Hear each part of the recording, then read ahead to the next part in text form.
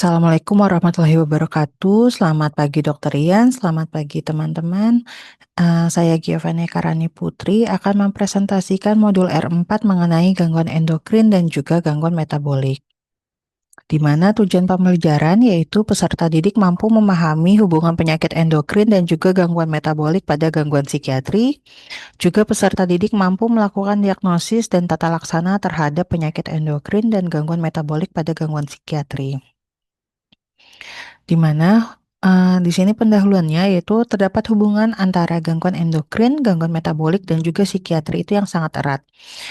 Gangguan endokrin dan juga metabolik dapat menyebabkan perubahan mental yang signifikan, dan gangguan emosional dapat mempengaruhi fungsi regulasi neuroendokrin. Gangguan endokrin dan juga gangguan metabolik dapat menyebabkan adanya gejala psikiatri yang signifikan, kadang-kadang mengarah pada diagnosis yang salah. Hal ini menjadi penting bagi profesional medis, khususnya psikiater, untuk mempertimbangkan kemungkinan gangguan endokrin dalam evaluasi pasien yang menunjukkan gejala psikiatri yang berat. Di mana gangguan endokrin yang akan dibahas yaitu hormon tiroid, hormon paratiroid, adrenal, dan juga hipofisis. Sedangkan gangguan metabolik yang akan dibahas yaitu ketoasidosis diabeticum, ensefalopati, dan juga porfiria intermittent akut. Yang pertama yaitu hipotiroidisme. Clinical Society of London pada tahun 1888 melaporkan adanya gangguan perilaku dan psikologis yang terkait dengan hipotiroidisme atau mixed edema. Gangguan perilaku ini mencakup adanya iritabilitas, agorafobia, demensia, dan juga melankolia. Nah, hipotiroidisme itu terjadi akibat rendahnya kadar hormon tiroid. Bisa hipotiroidisme primer, yaitu kelenjar tiroid tidak dapat memproduksi hormon tiroid yang cukup, serta hipotiroidisme sekunder, yaitu kelenjar tiroidnya berfungsi normal, namun terdapat gangguan pada fungsi kelenjar pituitari atau hipotalamus. Di mana temuan laboratorium khas dari hipotiroidisme meliputi peningkatan kadar TSH dan juga rendahnya kadar T4 bebas. Untuk gangguan psikiatri pada hipotiroidisme itu sebenarnya bersifat tidak spesifik dan juga kurang terdefinisi. Perubahan psikologis bisa sangat bervariasi, mulai dari gangguan kognitif ringan seperti kesulitan berkonsentrasi, hingga perubahan yang lebih parah seperti halusinasi dan juga ide paranoid. Pada hipotiroidisme, psikosis yang muncul bersifat non-spesifik dan dapat meniru psikosis yang terlihat pada skizofrenia atau psikosis afektif, dan sering adanya warna paranoid, sehingga dibutuhkan anamnesis dan pemeriksaan fisik yang cermat untuk mengungkapkan beberapa tanda khas hipotiroidisme. Afek depresi juga sering dilaporkan sebagai asosiasi yang sering terjadi pada hipotiroidisme. Diketahui bahwa perubahan dalam sistem pituitari tiroid mungkin memainkan peran dalam modifikasi mood karena adanya kadar tiroksiserum yang sedikit meningkat. Hipotiroidisme ringan juga lebih sering ditemukan pada gangguan bipolar yang terjadi pada hingga 25% kasus.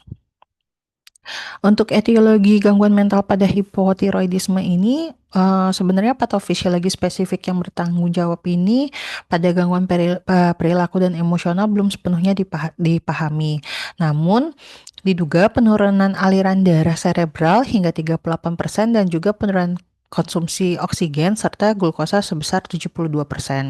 Pada pemeriksaan magnetic resonance spektroskopi ditemukan adanya peningkatan rasio fosfokreatin atau fosfat anorganik di daerah frontal otak yang menyebabkan adanya peningkatan metabolisme di lobus frontal. Dan banyak reseptor untuk triiodotironin di otak, yaitu bagian amigdala dan juga hipokampus, di mana tempat modulasi suasana hati. Untuk komplikasi pada hipotiroidisme itu terdapat komplikasi neurologis. Selain itu, komplikasi yang dapat terjadi yaitu ataksia serebral dan juga koma hipotiroidisme. Untuk pemeriksaan dan diagnosis, di sini tentunya kita periksa kadar T4, TSH, antibodi autoimun, kadar kolesterol serum, EKG, EEG, dan juga cairan cerebrospinal. Untuk tata laksananya, pengobatan dengan tiroksin yang memadai dapat memperbaiki keseimbangan hormon dan juga mengatur kadar TSH. Banyak pasien hipotiroidisme yang masih mengeluhkan kelelahan dan gejala psikologis yang menetap. Kombinasi triiodotiranin dan diroksin meningkatkan kinerja kognitif, suasana hati, dan juga kesejahteraan fisik dibandingkan dengan pengobatan dengan tiroksin saja. Namun, pengobatan terbaik untuk gejala psikologis persisten dan juga gangguan suasana hati pada pasien hipotiroidisme masih belum dapat dipastikan. Untuk prognosisnya, gangguan perilaku merespon baik dengan terapi tiroksin. Beberapa kasus antidepresan atau neuroleptik dapat membantu pada awalnya. Pasien yang mendapatkan pengobatan hipotiroidisme mengalami defisit intelektual dan juga memori setelah menjadi eutiroid.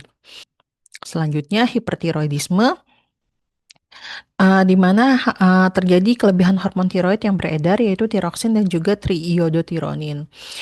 Penyakit Graves adalah penyebab yang paling umum, di mana stres atau gangguan emosional yang menonjol yaitu adanya labilitas emosional, kemudian adanya kecemasan umum pada 80% pasien, terdapat hubungan juga antara gangguan panik serta sindrom otak organik dengan sindrom kecemasan organik.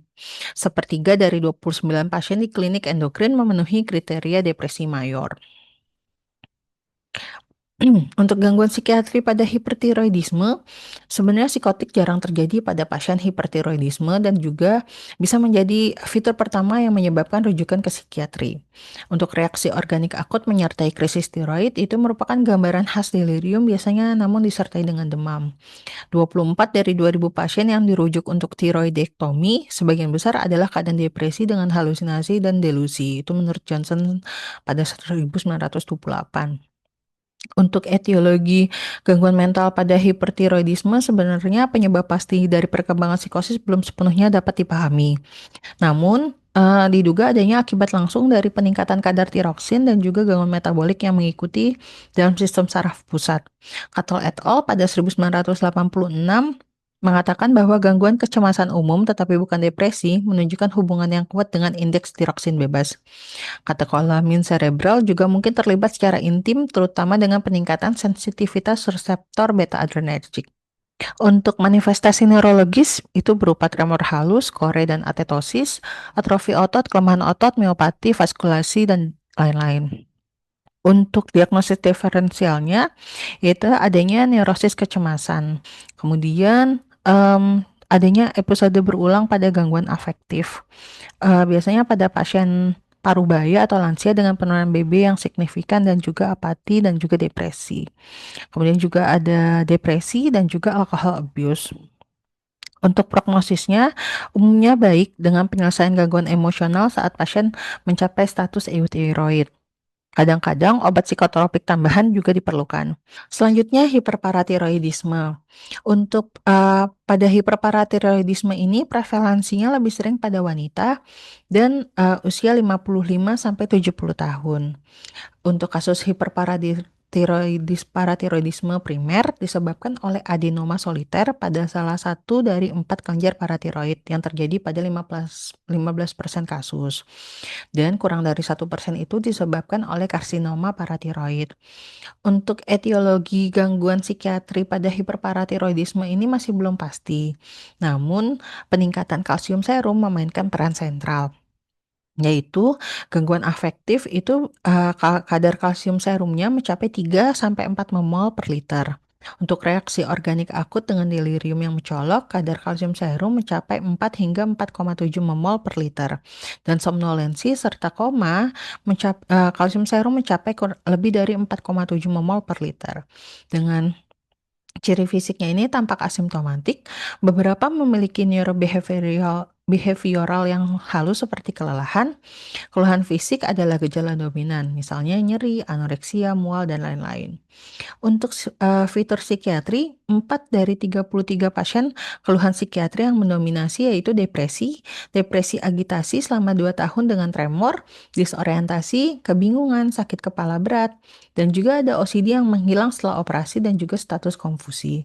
12% kasus ditemukan gejala psikiatri organik terutama gangguan memori, dan 5% kasus organik akut itu seperti bingung, halusinasi, paranoia, dan juga agresif. Untuk pemeriksaan penunjang yaitu di sini di pemeriksaan hormon paratiroid dan juga CA serum yang tinggi. Untuk alkalin fosfatase serum akan meningkat jika ada keterlibatan dari tulang. EEG menunjukkan adanya aktivitas lambat yang meluas, terkadang dengan paroksismal gelombang delta frontal pada konsentrasi kalsium serum yang tinggi. Untuk radiografi, di sini kita bisa lihat adanya batu ginjal atau kalsifikasi mungkin juga dapat terdeteksi, dan CT scan otak menunjukkan adanya kalsifikasi di nukleus caudatus dan lobus frontal. Untuk diagnosis diferensial bisa berupa gangguan afektif kronis, kecemasan dan juga somatisasi yang disertai gejala fisik yang mencurigakan, serta prognosisnya untuk paradektomi ini berhasil pada 90% kasus dan biasanya diikuti dengan penyembuhan total, gangguan afek, dan juga dorongan serta psikosis organik. Selanjutnya hipoparatiroidisme, yaitu etiologinya itu kondisi berkurangnya fungsi kelenjar paratiroid. Bisa disebabkan oleh pembedahan leher, misalnya karena adanya operasi tiroid. Kelainan genetik seperti sindrom DiGeorge, sindrom poliglandular autoimun tipe 1, atau kerusakan dan kelainan pada kelenjar paratiroid. Hal ini ditandai dengan penurunan kalsium serum, peningkatan fosfat serum, dan rendahnya atau tidak adekuatnya kadar hormon paratiroid. Untuk ciri fisiknya yaitu adanya tetani kronis seperti kram dan kekakuan otot, epilepsi. Ini merupakan manifestasi pertama dan terkadang satu-satunya manifestasi, katarak dini, rambut kuku yang rapuh, serta pemeriksaan radiografi adanya klasifikasi di ganglia basalis. Untuk fitur psikiatrinya, di sini sindrom psikiatri organik paling sering dan terlihat pada kelompok pasca bedah, yaitu keadaan bingung akut, labilitas emosi, dan gangguan fungsi intelektual, gangguan kognitif, biasanya dikarenakan adanya perubahan biokimia. Untuk diagnosis diferensialnya yaitu keterbelakangan mental, demensia awal, gangguan kecemasan, gangguan somatisasi, epilepsi idiopatik, dan juga tumor otak. Untuk prognosisnya, respon terhadap koreksi biokimia serum seringkali membuat keluhannya itu membaik. Gejala kecemasan dan depresi dilaporkan hilang pada sebagian besar kasus. Selanjutnya itu Addison disease, yaitu penyakit karena adanya kekurangan hormon adrenal primer yang mengakibatkan defisiensi semua steroid adrenal, mencakup glukokortikoid, mineralokortikoid, dan juga androgen yang diproduksi oleh kelenjar adrenal. Untuk etiologinya, yaitu pada 60% kasus itu merupakan autoimun dan merupakan bagian dari sindrom polyglandular autoimun atau APS tipe 1.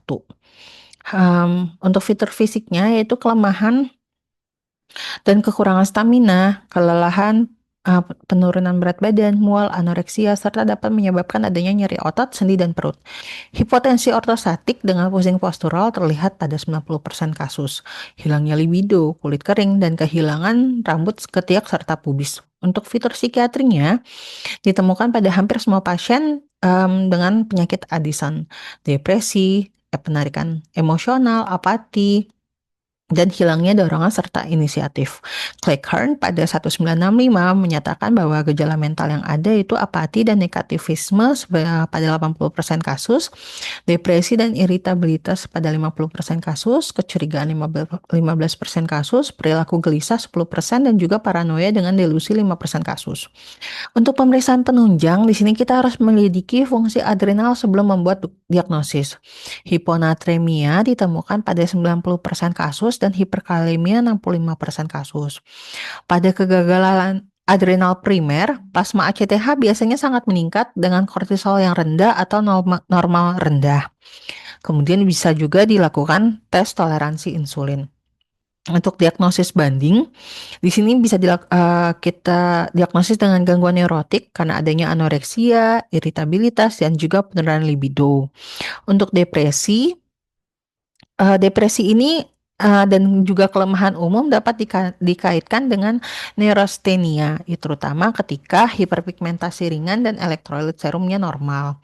Demensia atau sindrom amnesia kronik ini kita sarankan ketika kesulitan memorinya itu sangat menonjol. Kemudian Selanjutnya itu Cushing syndrome. Cushing syndrome ini merupakan kelebihan hormon glukokortikoid secara kronis dan memiliki berbagai etiologi.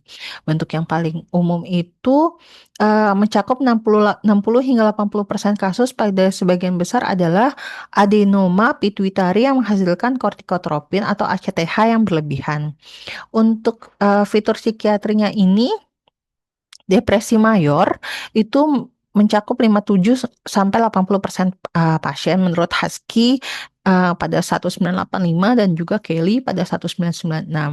Menurut Jeffcoat et al. 1979 dari 40 pasien, 22 depresi, 4 mania, kecemasan dan juga reaksi organik akut dan lainnya bebas gejala psikiatri. Nah, jadi memang stres dan Cushing syndrome ini saling mempengaruhi satu sama lain. Depresi pada sindrom Cushing seringkali dibandingkan dengan peningkatan suasana hati yang secara khas terlihat ketika steroid atau ACTH ini diberikan.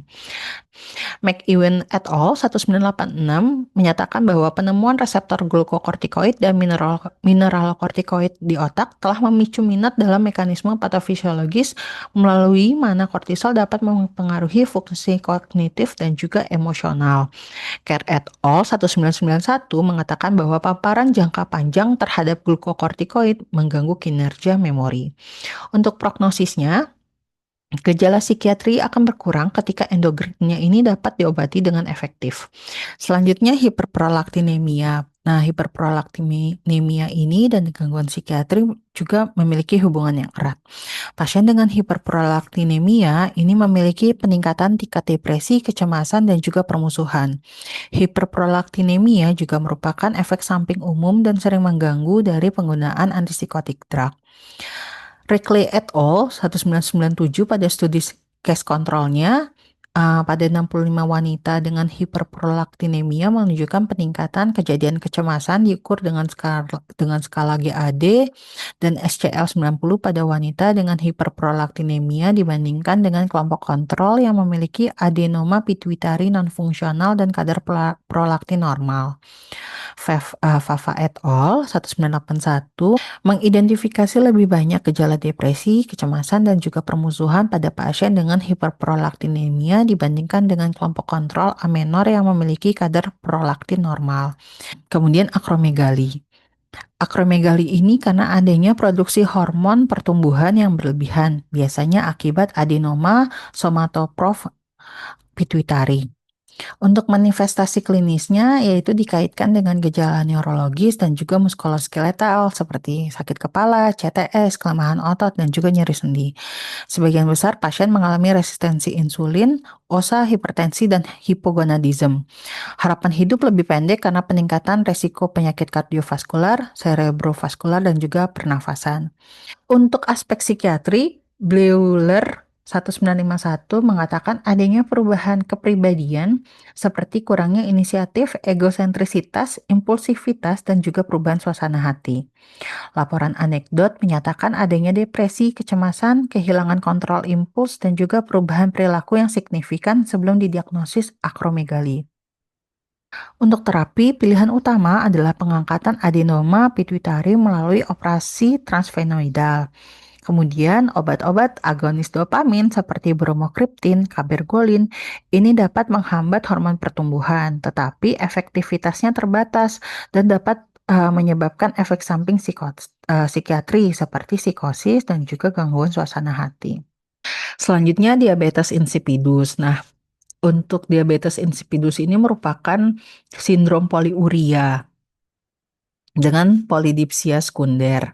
Nah, polidipsia ini harus dibedakan terlebih dahulu antara polidipsia primer, yaitu polidipsia psikogenik, dan juga polidipsia sekunder. Nah, untuk polidipsia sekunder ini disebabkan oleh penyakit yang terdiri dari dua jenis, yaitu diabetes insipidus sentral dan juga diabetes insipidus nefrogenik. Untuk yang sentral berarti adanya produksi ADH dan vasopresin yang tidak memadai, yaitu seperti pada tumor hipotalamus, infeksi, dan juga trauma kepala. Untuk diabetes insipidus nefrogenik, yaitu kurangnya aksi ADH pada ginjal. Seperti itu. Nah, pada pasien psikotik, polidipsia ini seringkali termotivasi oleh delusi. Mercier, Gudes, dan Loas tahun 2000 menyatakan bahwa polidipsia dan juga poliuria terjadi pada 11% dari semua pasien rawat inap, terutama dengan skizofrenia kronis. Gejala dan diagnosisnya ini yaitu adanya produksi volume urin yang besar dan encer, biasanya disertai dengan rasa haus. Untuk pengobatannya, di sini pengobatannya bertujuan untuk membatasi asupan cairan bersama dengan upaya untuk mengendalikan gangguan psikiatri pada pasien semaksimal mungkin.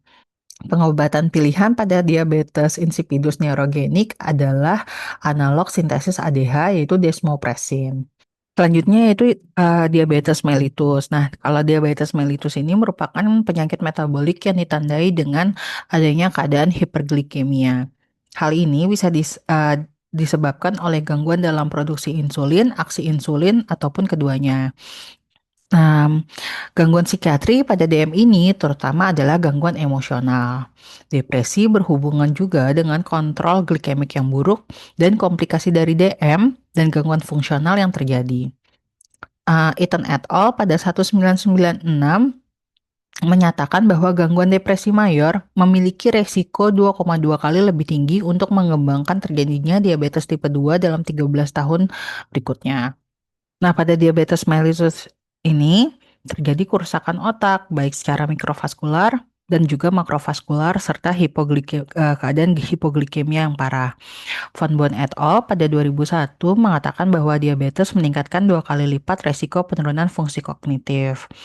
Kemudian Stratan et al. Pada 2003 menyatakan stroke lebih sering terjadi pada diabetes dan risiko demensia vaskular meningkat 1,5 sampai 2,8 kali lipat. Selanjutnya yaitu etiologi dari hipoglikemia. Nah, penyebabnya ini penting dalam psikiatri. Bisa ada keracunan dan juga penyebab yang terkait dengan obat. Untuk keracunan seperti alkohol itu dapat memicu hipoglikemia reaktif. Sementara obat-obatan seperti salisilat, kinin, haloperidol, beta blocker, sulfonylurea, dan insulin dapat menyebabkan hipoglikemia indus obat. Selain itu ada meal-induced hypoglycemia, factitious hypoglycemia, dan juga insulinoma. Untuk investigasi dari hipoglikemia itu ya dilakukan pemeriksaan gula darah. Nah, bisa juga dilakukan tes puasa panjang yaitu selama 72 jam. Tetapi ini harus dilakukan di rumah sakit dengan pengawasan yang hati-hati. Kemudian pemeriksaan EEG di sini untuk melihat adanya korelasi gejala dan EEG itu lebih kuat dibandingkan gejala dan juga kadar glukosa darah. Seperti itu.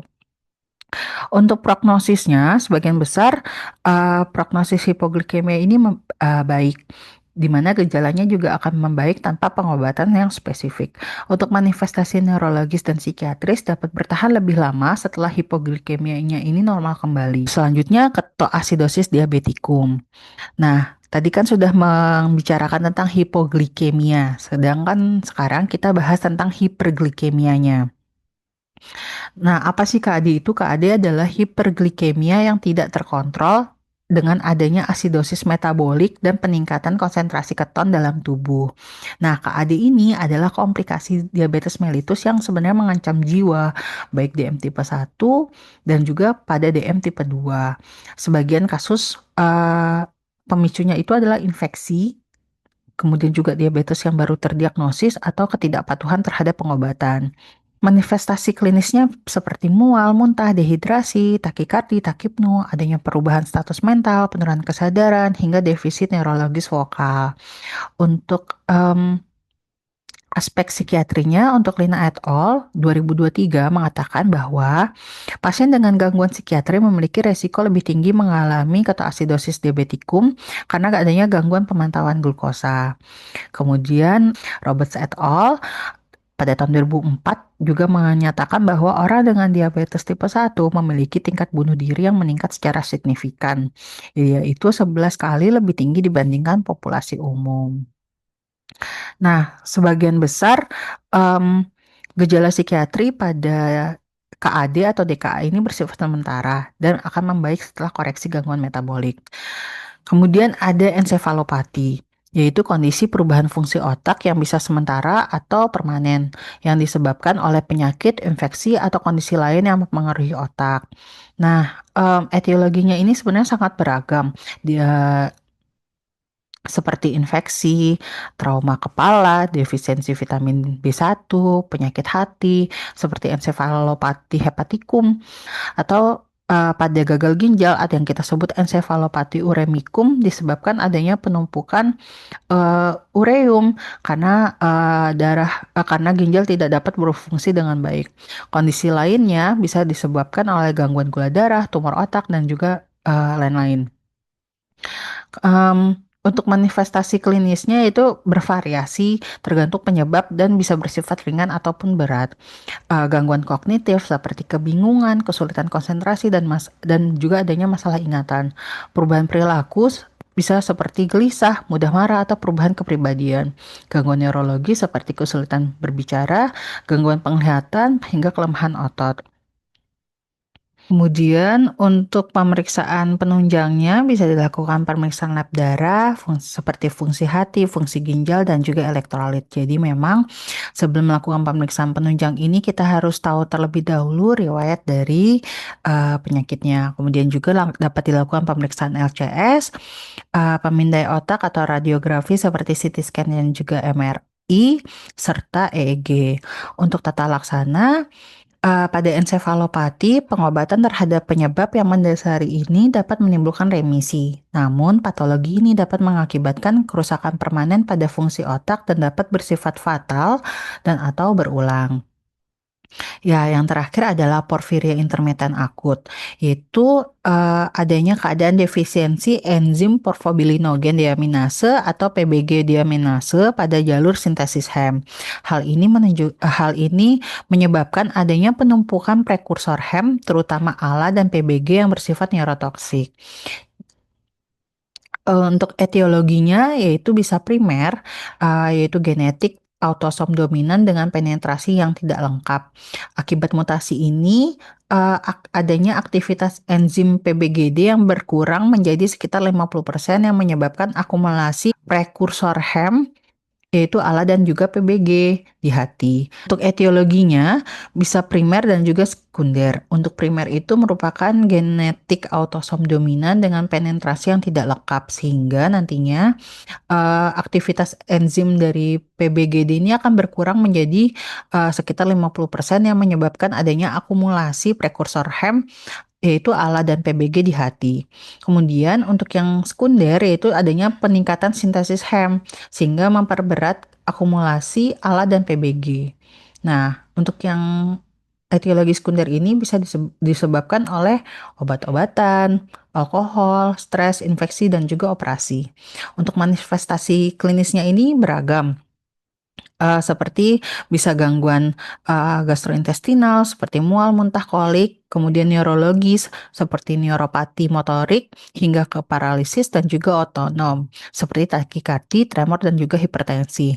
Nah, di sini biasanya memang ada triasnya. Uh, nah, Jadi memang kita pertimbangan utama untuk psikiater kalau kita curiga untuk tersangka dari porfiria intermittent akut ini kita lihat dulu kayak seperti ada misalnya nyeri perut, gejala neurologis dan juga perubahan mental seperti itu.